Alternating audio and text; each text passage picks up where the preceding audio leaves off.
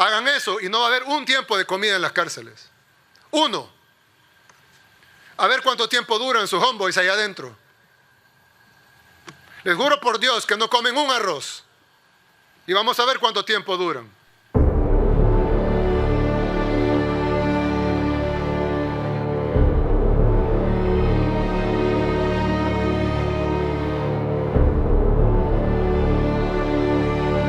$140.000 bandidos presos de uma só vez em El Salvador. As duas superfacções, Mara Salvatrucha e Barrio 18, destruídas em um só golpe. Nem mulheres e crianças a partir de 12 anos escaparam. De o mais violento país do mundo até 2020, em apenas 5 meses El Salvador se tornou um dos 4 países mais seguros do mundo. O presidente comemora os primeiros 365 dias sem um homicídio no país.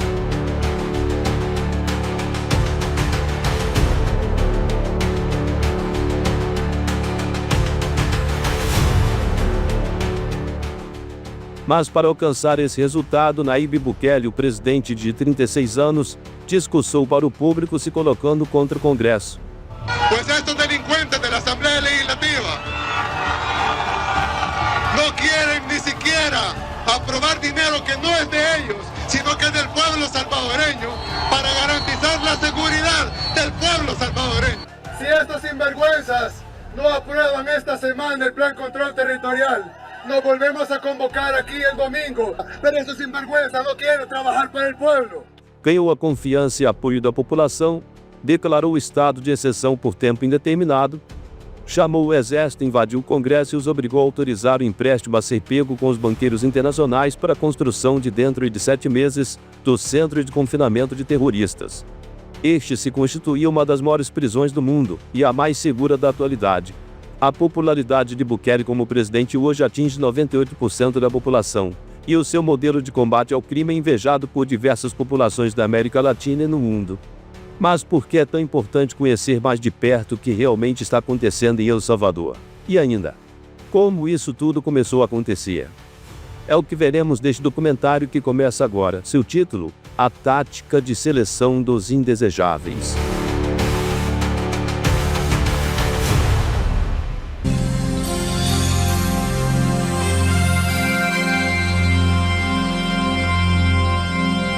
Vivemos em uma época em que tudo é quantificável. O seu tempo, a sua saúde, as suas compras e até os seus cliques. Na nova sociedade algorítmica, você não é mais apenas um cidadão. Você é um dado, você é um código, você é uma pontuação. E é justamente esse código que define o seu valor. Se você tem um bom histórico de consumo, ótimo. Se você está saudável, produtivo, politicamente neutro, parabéns, você passa. Agora, se não tiver, se for idoso, se for doente, se estiver desempregado, se tiver alguma deficiência, você começa a ser classificado de outra forma. Cidadão passivo. Alguém que consome, mas não produz. Alguém que pesa na planilha, mas não gera lucro para as corporações e nem impostos para o governo. Aplicativos, então, escaneiam seu currículo. Não há mais um olhar humano, não há mais uma chance de diálogo. Seus dados dizem mais sobre você do que você mesmo com seus lábios. Você pode ser rejeitado antes mesmo de saber que estava sendo avaliado. A meritocracia foi automatizada e quem não se encaixa no perfil ideal simplesmente some do mercado, some dos serviços públicos, some da vida social. Olha, isso não é uma ficção científica, isso é real. Está acontecendo em toda a parte do mundo ao mesmo tempo. A desvalorização dos humanos perante a inteligência artificial e o meio ambiente é algo do momento. O controle de comportamento sob todo ponto de vista. O que está acontecendo é novo, é diferente. É uma novidade e ela é para sempre. A vigilância foi transvestida de segurança.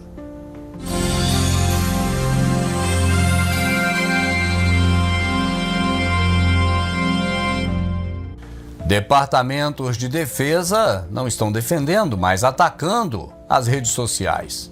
Secretaria de Segurança anda testando policiamento preditivo, ou seja, Se seus dados sugerem que você pode cometer um crime, você já é tratado como culpado em potencial.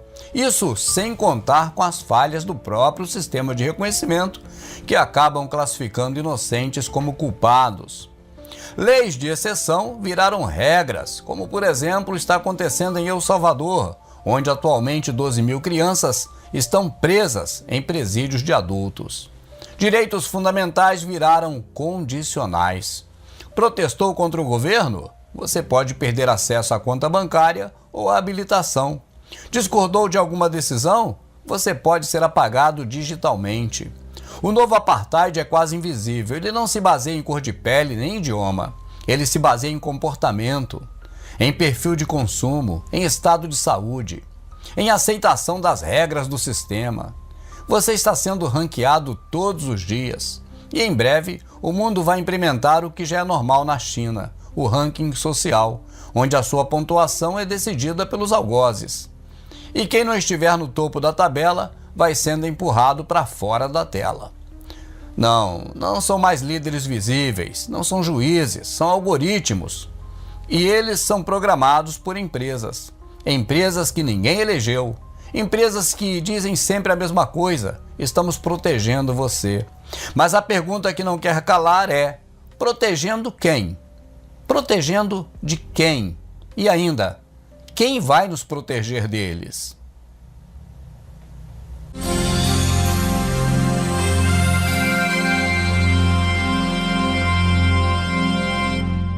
A história da humanidade é também a história da exclusão. Desde a antiguidade sempre houve aqueles que não eram bem-vindos. Na Idade Média, os leprosos, eles eram expulsos das cidades. Os doentes eram marcados, segregados. Pobres eram tratados como ameaça à ordem divina. E aí depois vieram os impérios, e junto com eles a escravidão. Negros arrancados da África, catalogados como mercadoria. Indesejáveis como gente, mas desejados como força de trabalho. Humanos que foram usados como animal de carga. O século XX trouxe novas tecnologias e também trouxe uma nova escala de exclusão. O regime nazista, por exemplo, levou a ideia dos indesejáveis ao extremo. Judeus, ciganos, homossexuais, deficientes físicos, todos rotulados como vida indigna de ser vivida. Os indesejáveis mudaram de nome, mas não desapareceram. Vítimas de testes químicos, populações inteiras expostas à radiação, civis tratados como cobaias em nome da ciência militar. Quem reclama é inimigo da pátria. Hoje, os indesejáveis são os refugiados, os imigrantes que fogem da fome, da guerra, crianças trancadas em jaulas, famílias separadas por grades, muros físicos e digitais que dizem: aqui você não entra. Mas há também os indesejáveis internos, moradores de rua, favelados, sistemas que não punem crimes, punem perfis. E agora estamos na era digital. A exclusão ganhou um novo rosto, a do algoritmo. Você não precisa mais ser preso, exilado ou morto. Basta você ser invisibilizado. Isso sem acesso ao crédito, ao sistema de saúde, ao transporte. Os novos indesejáveis não usam uniforme. Eles são anônimos, silenciosos, vivem ao nosso lado. Ou nem vivem, né? Porque alguns indesejáveis nem mesmo nasceram. Seleção genética, aborto de fetos com eficiência, eutanásia econômica, decisões feitas longe dos olhos da sociedade. E o século XXI? Ele não criou os indesejáveis, ele apenas os refinou. Agora, com inteligência artificial, reconhecimento facial, censura algorítmica e outras do tipo, a seleção é mais limpa, é mais eficaz, é mais fácil de criar e mais fácil também de negar. A pergunta que fica é: se os indesejáveis da história sempre existiram, quantos mais ainda serão criados em nome da ordem, da paz e da eficiência?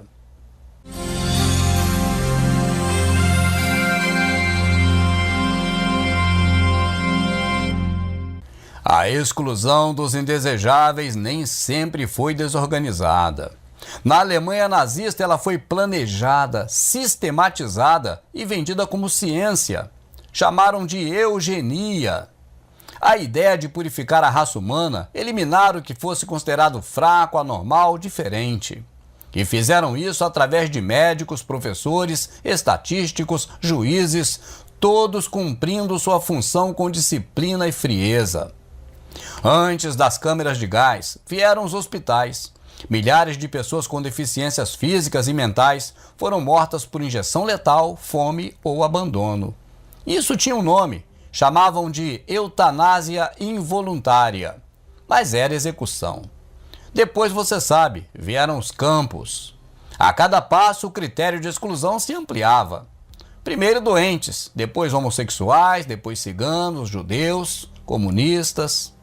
Mas para matar milhões, Hitler precisou de algo ainda mais poderoso do que armas: a opinião pública. O regime ensinou a maioria a odiar as minorias. Fez do preconceito uma política de Estado. Ele fez do medo uma ferramenta de mobilização. Não foi só com soldados que a máquina da morte operou. Foi com vizinhos, colegas, comerciantes, professores. A sociedade inteira foi ensinada a apontar o dedo. Agora, olhe ao seu redor. Veja o que está acontecendo exatamente hoje. Nos Estados Unidos, leis endurecem contra imigrantes, inclusive crianças. Na Europa, cresce o número de deportações. Barreiras físicas e digitais se erguem. Cidadãos são incentivados a denunciar o semelhante apenas por ele ter nascido em outro local. Códigos de conduta, discursos de ódio, monitoramento em tempo real. A retórica é diferente, mas a lógica é assustadoramente parecida. O indesejável hoje é o que não se encaixa. É o imigrante, o desempregado, o muçulmano, é o trans, o pobre, o doente, o idoso, o deficiente. Esses, em primeiro lugar, são considerados indesejáveis pelo Estado e depois pelo próprio semelhante, que não se vê enquadrado naquela mesma minoria, mas que mesmo sem esse saber, ele faz parte de alguma minoria na visão dos opressores, e uma hora ele também será pego. E mais uma vez, a maioria está sendo convencida de que esses grupos são uma ameaça. A culpa da crise, da violência, da escassez sempre é deles. Antes usavam jalecos brancos, hoje usam paletós ou algoritmos. Antes queimavam livros, hoje silenciam perfis. Antes cercavam com arame, agora bloqueiam com firewall. O que estamos vendo não é exagero, é o reinício sutil do mesmo ciclo. Definir quem vale a pena viver e quem não. A história não se repete, ela se reinventa. E sempre que a maioria é ensinada a ficar contra alguma minoria, é porque algo muito perigoso está sendo preparado.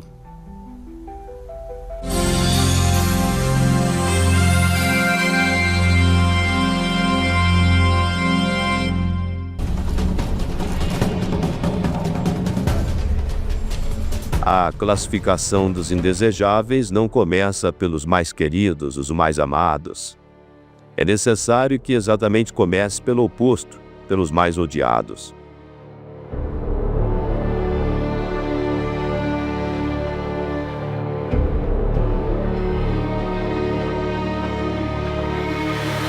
Mas se esses mais odiados ainda não estão em cena, é preciso dar oportunidade para que eles apareçam. É claro que isso tem que ser feito às escondidas. As pessoas não podem perceber que esses super mega odiados surgiram por conta de facilitações e promoções criadas exatamente por aqueles que têm interesse em que essas coisas aconteçam. Nós nos comprometemos, pues, como membros de pandilla, pues, MS. Pues. Jóvenes de la pandilla, de la Mara Salvatrucha, el empeño de nuestra palabra es ley. Nosotros como pandilla de la 18 hemos llegado a un acuerdo con los compañeros de la MS.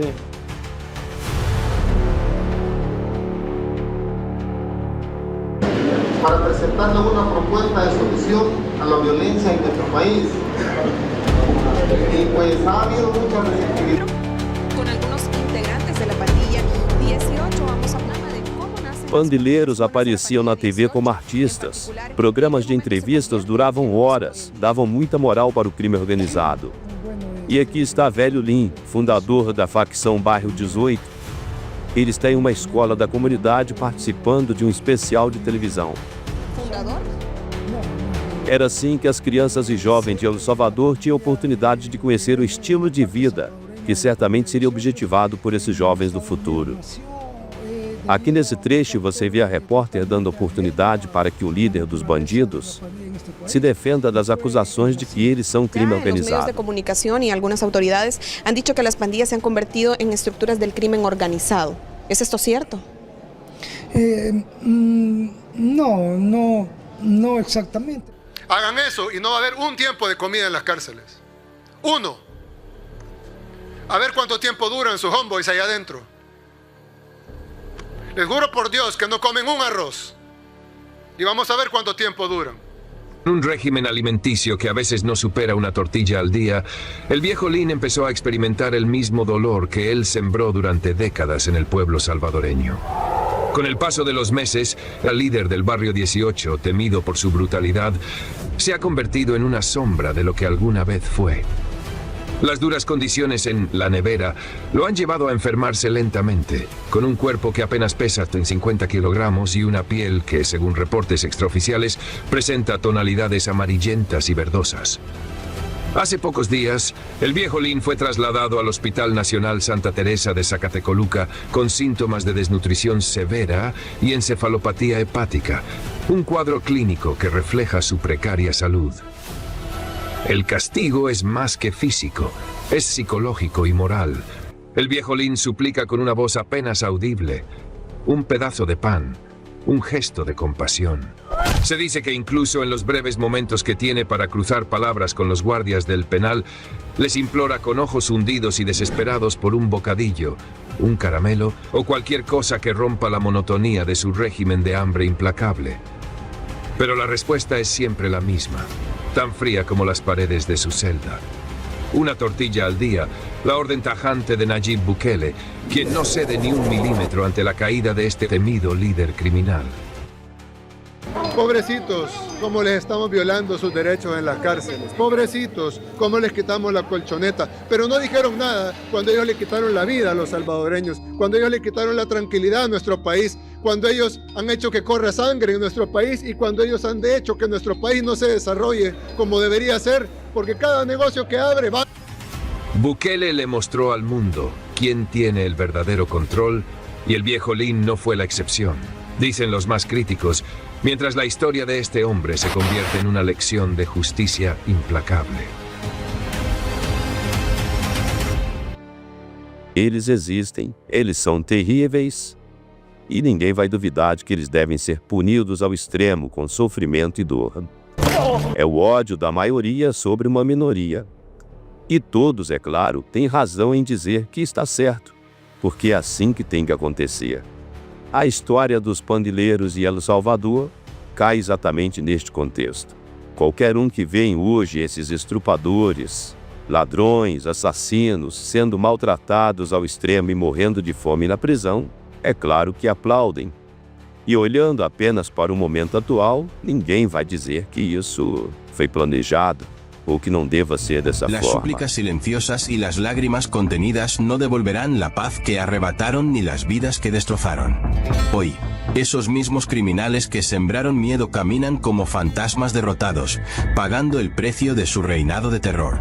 En cada imagen que sale del CECOT, los rostros de los reos parecen contar la misma historia, una mezcla de arrepentimiento, desesperación y miedo a un destino inescapable. Sus gritos se apagan en las celdas, y las súplicas no encuentran oído en el régimen que Bukele ha impuesto. No hay tiempo de recreo, no hay llamadas telefónicas, y la comida que reciben es mínima y repetitiva. Frijoles, arroz y un huevo duro en la mañana, con mínimas variaciones para el almuerzo. Estos hombres que solían vivir como reyes en las calles ahora comen dentro de sus celdas, sin contacto humano más allá de los guardias que los vigilan. El CECOT no es una prisión común. Es un infierno diseñado para que los pandilleros pierdan toda esperanza. No existen visitas familiares, ni tiempo al aire libre, ni programas de rehabilitación. La vida en el CECOT es un ciclo repetitivo de encierro, aislamiento y comida fría dentro de las celdas. Algunos claman por perdón, pero no hay indulgencia en este lugar. Aquí no hay vuelta atrás, dicen los guardias, mientras los prisioneros pasan sus días mirando las paredes vacías. La única certeza para ellos es que pasarán décadas encerrados, sin volver a ver la luz de la libertad. El mensaje de Bukele es claro. El Salvador ya no pertenece a los criminales. Nayib Bukele ha transformado a El Salvador en un territorio hostil para los criminales. La llamada guerra contra las pandillas no es un simple operativo, sino una cruzada que ha dejado a miles de delincuentes sin escapatoria. La creación del temido CECOT es la joya de su política de seguridad, un lugar donde los pandilleros dejaron de ser los verdugos para convertirse en los condenados.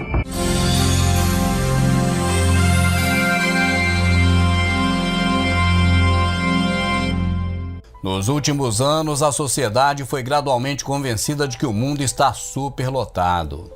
O espectro do caos malthusiano paira sobre o planeta. A narrativa do colapso ambiental, da escassez de recursos e da impossibilidade de conter a emissão de CO2 alimenta o medo coletivo. E, historicamente, o medo sempre foi uma ferramenta eficaz para justificar medidas extremas. Neste novo cenário, um velho método está surgindo: colocar a maioria contra a minoria. Atribuir a um grupo pequeno e vulnerável a culpa por todos os problemas coletivos. Foi assim que Adolf Hitler consolidou seu poder na Alemanha nazista.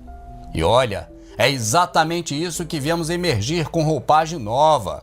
Por exemplo, em El Salvador, sob o governo de Nayib Bukele. Em nome de um suposto combate à violência, o governo construiu um gigantesco centro de confinamento, com capacidade para 40 mil presos. Atualmente abriga mais de 140 mil detentos, um número que já ultrapassa o limite do encarceramento racional da justiça proporcional. Um centro erguido com dinheiro emprestado por banqueiros internacionais, os mesmos que historicamente financiaram regimes autoritários em nome da estabilidade econômica. A estratégia é clara: produzir vídeos e documentários em massa, espalhados por redes sociais e emissoras de TV aliadas, onde os prisioneiros são mostrados em filas, ajoelhados, com o tronco curvado e o olho no chão. As imagens são fortes, as falas são mais ainda. O presidente afirma publicamente que esses não são humanos, são monstros, e que se morrerem de fome, será um destino merecido. Alguien me preguntó cómo es posible que ese gran monstruo de las pandillas, porque es un monstruo con 70.000 miembros. E o povo, sedento por justiça e mergulhado no medo, aplaude. Mas o que não se conta é como tudo começou. Nos anos 80 e 90, os Estados Unidos enfrentavam o crescimento das gangues em Los Angeles. Entre elas, grupos compostos por jovens imigrantes que vieram de El Salvador e haviam fugido da guerra civil e da pobreza extrema. Esses jovens foram criminalizados, eles foram presos e depois deportados. Já com o know-how do crime organizado apreendido em solo americano, o governo Clinton, na década de 90, os devolveu a El Salvador, onde encontraram um estado frágil, sem controle e uma população vulnerável. O crime organizado cresceu, ele se alastrou e dominou territórios. O governo assistiu passivamente. Nada fez quando poderia ter contido a expansão. Não combateu as raízes, apenas esperou. En los gobiernos anteriores no solo les dieron armas, sino que los entrenaron en los polígonos de tiro. Les enseñaron a disparar. Tiro certero a la cabeza y al corazón. Los gobiernos anteriores les enseñaron a matar, les dieron armas, les dieron dinero, les dieron beneficios, les dieron la capacidad de extenderse y controlar el territorio, tener a la gente aterrorizada. Aparte del financiamiento que reciben interno y externo de los actores políticos que buscan desestabilizar el país. Y el que no me crea que eso es así, uno, no conoce la historia de El Salvador. Dos, no ha visto todo lo que ha pasado en los últimos 30 años. Y tres, no se ha dado cuenta cómo han salido todos al unísono a defenderlos. E agora, com os tentáculos do crime espalhados por todo o país, usa esse caos como justificativa para instaurar um regime de exceção permanente, que é aplaudido por mais de 98% da população. É o mesmo roteiro clássico.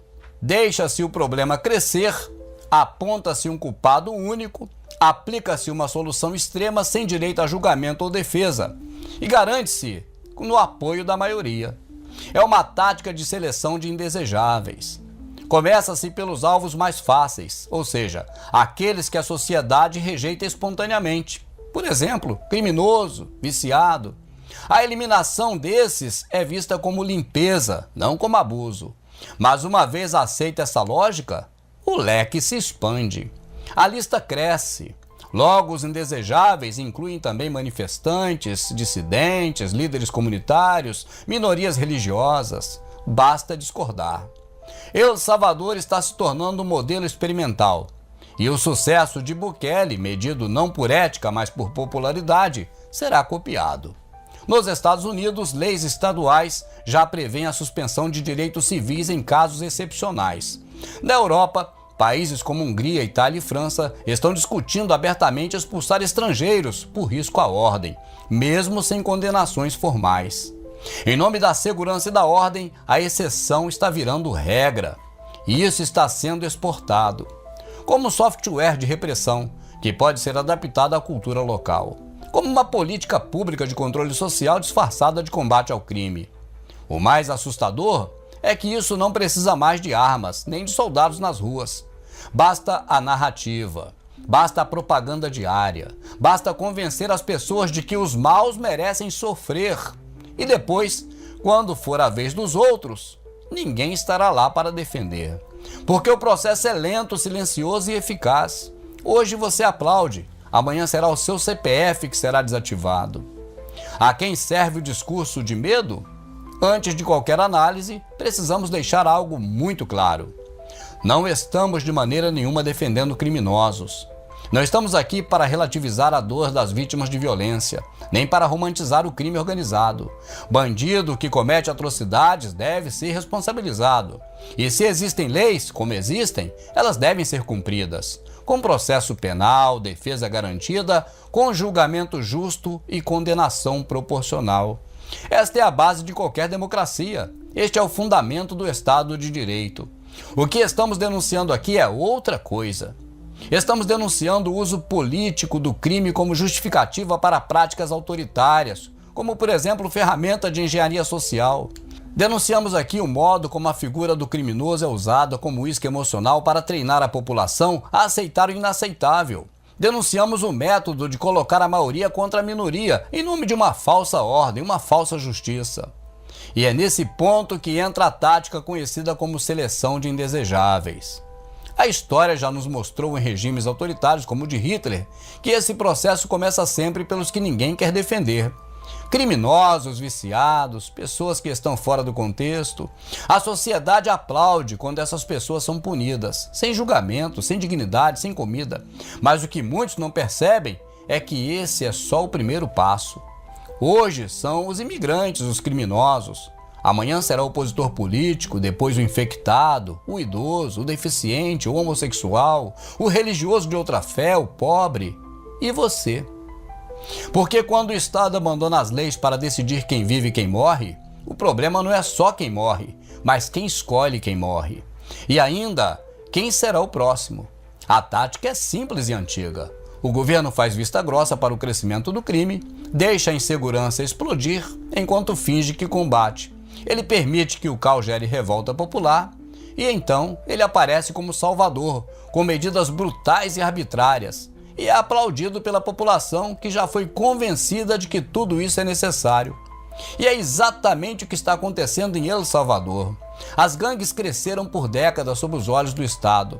E agora, num time muito conveniente, quando o mundo vive uma transição profunda, econômica, climática, tecnológica e populacional, El Salvador surge como modelo de limpeza social e exporta essa ideia de que o inimigo interno pode ser resolvido por extermínio, confinamento e abandono.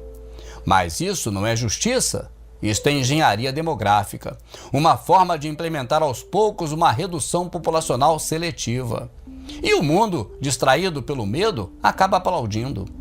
Espero que você tenha compreendido que o intuito deste material é trazer uma reflexão de como a coisa está hoje e o que o futuro nos reserva. Muito obrigado.